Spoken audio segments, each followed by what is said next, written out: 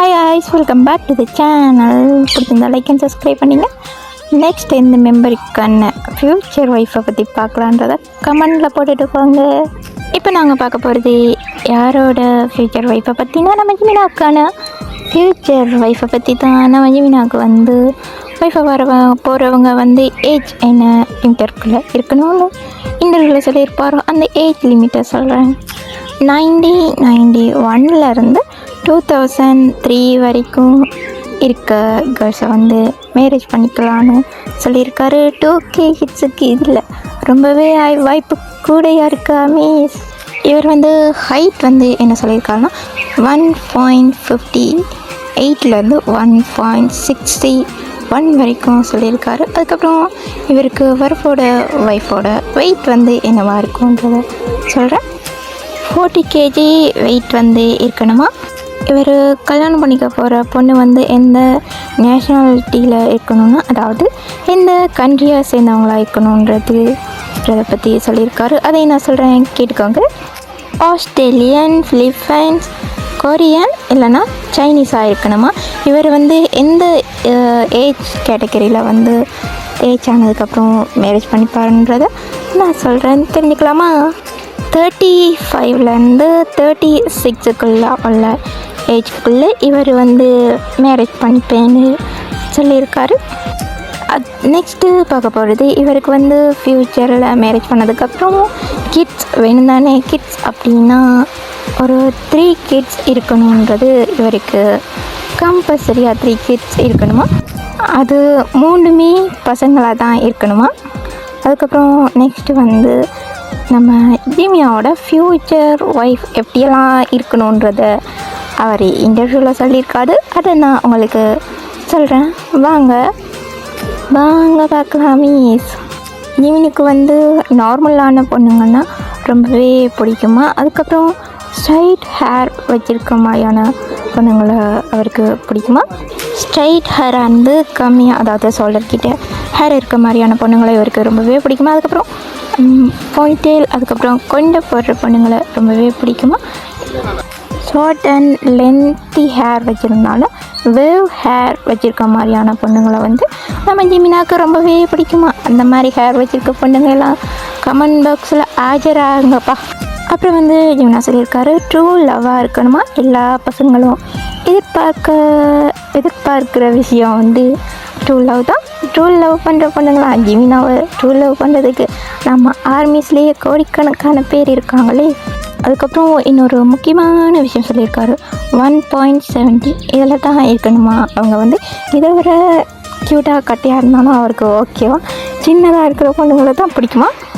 அதுக்கப்புறம் வந்து cute and carrying, lovable, இது 3 சேர்த்து வச்ச கலவையாக வந்து அவருக்கு ஃப்யூச்சர் ஒய்ஃப் இப்படியாப்பட்டவங்களா இருக்கணுமா. அண்ட் 4வது பாயிண்ட் வந்து என்னென்னா, சிம்பிள் அண்ட் எலகெண்ட்டாக ட்ரெஸ் பண்ணுற பொண்ணுங்களா பிடிக்குமா.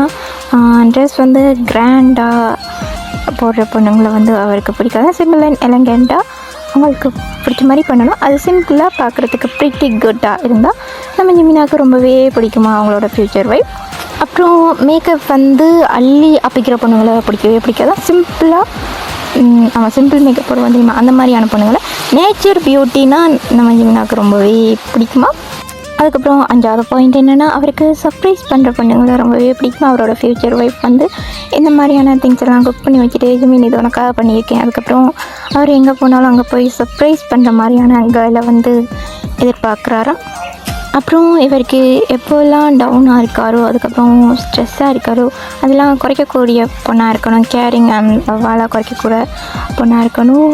டவுனாக இருக்கே வந்து அந்த பொண்ணு பேசி இவரை லாகி போலாரா இந்த மாதிரி சொல்கிற ஜிமினா வந்து உடனே மாற்றுற மாதிரியான கேரக்டராக இருக்கணுமா அவங்களோட ஃப்யூச்சர் ஒய்ஃப்.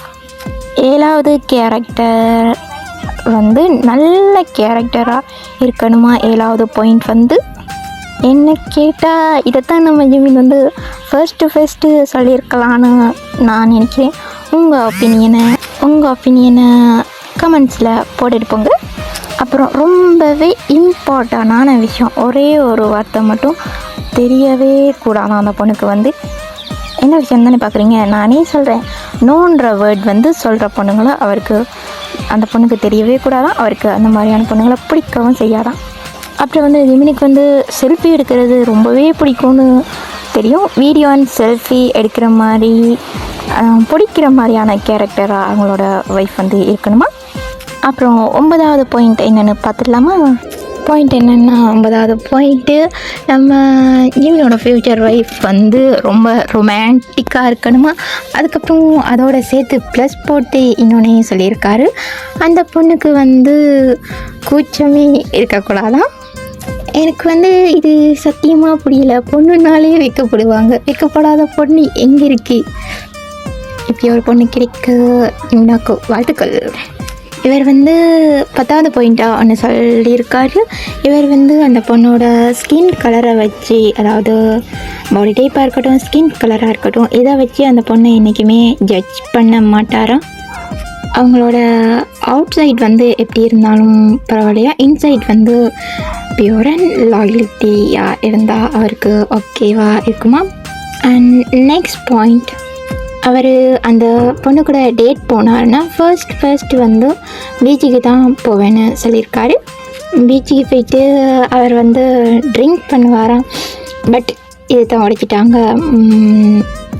நம்ம கண்ட்ரிலெலாம் ட்ரிங்க்ஸ் அலவுட் கிடையாது கேர்ள்ஸுக்குன்றதை விட, குடிப்பாங்களா என்னன்னு எனக்கு தெரியாது.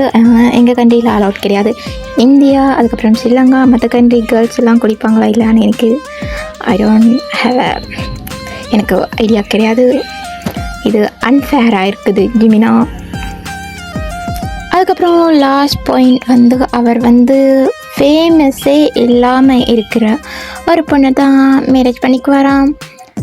நெக்ஸ்ட் வந்து நான் யாருக்கு நெக்ஸ்ட்டு ஃப்யூச்சர் ஒய்ஃபை பற்றி நான் போடலான்னு நினைக்கிறீங்க? அதுக்கப்புறம் உங்களோட தாட், அதுக்கப்புறம் இல்லை நான் சொன்னதெல்லாம் சரியா பிழையா என்றதை வந்து எனக்கு கமெண்ட்ஸில் சொல்லுங்கள். அதுக்கப்புறம் இன்ஸ்டா லிங்க் இருக்குது, இன்ஸ்டாவையும் பார்த்து ஃபாலோ பண்ணி சப்போர்ட் பண்ணுங்க. அதுக்கப்புறம் உங்கள் பயாஸ் யாருன்றதை கமெண்ட் பண்ணிவிட்டு போங்க. Thank you so much. Bye, love you.